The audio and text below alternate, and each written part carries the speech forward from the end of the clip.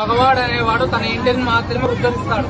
కానీ ఒక ఆడపిల్ల, ఒక అమ్మాయి అనేది ఎందుకు పుట్టింటిని అటు మిట్టినింటిని కూడా వృద్ధి చేసి తన యొక్క సంసార జీవితానికి నాంది పడుతుంది అన్నమాట. ఆ ఇంట్లో వంశాన్ని అభివృద్ధి చేస్తుంది, ఈ ఇంట్లో కీర్తి ప్రతిష్టను అభివృద్ధి చేస్తుంది. కాబట్టి ఈ యొక్క కన్యాదానం చేయవలసిన బాధ్యత, గౌరవం అనేది ఒక ఆడపిల్ల తండ్రికి మాత్రమే జరుగుతుంది. కాబట్టి నీవు చాలా అదృష్టవంతులు సమానం అన్నమాట. వాళ్ళు కన్యను తీసుకుంటున్నారు, దానం ఇస్తున్నారు అంటే నీ చెయ్యి ఎప్పుడు పైకే ఉంటుంది, వాళ్ళు చెప్పు ఎందుకు అంటే నీకు అదృష్టం అన్నమాట.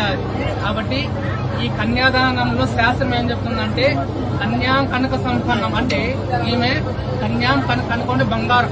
ఈ అమ్మాయి బంగారు వంటి ఛాయతో ఉన్నటువంటి అమ్మాయి ఈ యొక్క నారాయణ స్వరూపమైనటువంటి అబ్బాయికి నువ్వు ఇస్తున్నానని చెప్తున్నాడు. ఈయన అంటాడు, అయ్యా ఈ రోజు నుంచి నీ కూతురును నేను ఈ విధంగా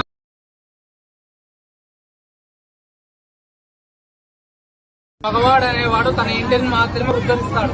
కానీ ఒక ఆడపిల్ల, ఒక అమ్మాయి అనేది ఎందుకు పుట్టింటిని అటు మిట్టినింటిని కూడా వృద్ధి చేసి తన యొక్క సంసార జీవితానికి నాంది పడుతుంది అన్నమాట.